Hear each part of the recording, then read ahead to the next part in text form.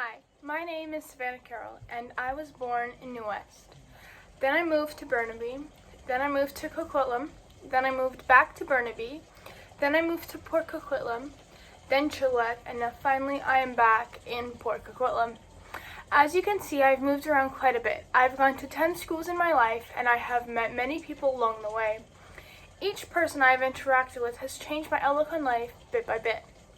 I am making this video to try to use my white privilege and my voice as a way to share and inform people on some of the many issues Indigenous peoples face in today's society. I do not think enough people are aware of the systemic racism and inequality that impacts First Nations peoples, along with all of the indirect oppression from past events. In class, I watched a video where 6 people who were not very educated on Indigenous issues went to various places and were taught and told what happened by Indigenous peoples. They were all brought to a house where a man was severely abused by the residential school he went to. He shares that after being sexually abused for so long, it made him unsure of what his sexuality is. And he shares that many people from his community died, and he is one of the few to make it back to home. A man named Don decides to tell him that his father was abusive and that he does not think that residential schools were what they are made out to be. Ross also decides to share his ignorant views on residential schools and generational trauma. When the group gets mad at him, his defense is to say, "I am the average white man."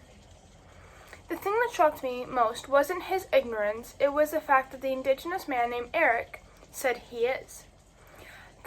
When Eric agreed with Ross, it really hit me. It hit me so hard because that is the ugly truth. Most white men never have to experience oppression, therefore they are completely blind to it. Not a lot of people even talk about the 60s scoop or Idle No More, which leads to an increased amount of people not knowing what happened.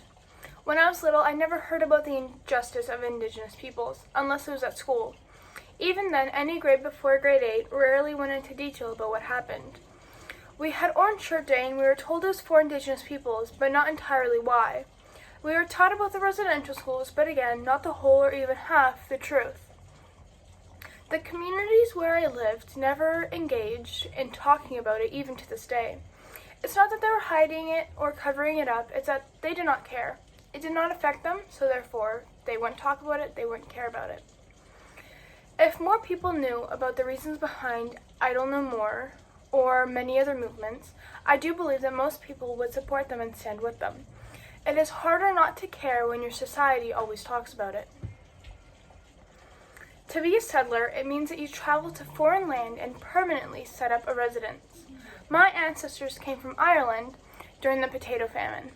I do not know much else about them immigrating here, but I do hope that they were not as cruel as most people were to the Indigenous people. I believe that the most important thing for Canada government to do is to recognize the Indigenous community and each community within itself and have a representative of them to talk about what each one needs individually. In other words, to establish a national council for reconciliation where Indigenous people can go, ask, and talk about what their community needs. There are many things that individuals can do to help with reconciliation, but the biggest one, I think, is for them to educate themselves on Indigenous history and issues, because if more people are aware, it causes more people to help and to make changes in the world and fight for justice. I once saw a video that said, quote, "Biases and prejudice were taught through schools, and they can also be untaught through schools as well," end quote. I've never forgotten that, and I think that it is very relative to this topic. Thank you for listening. That is all. Have a wonderful day, and goodbye.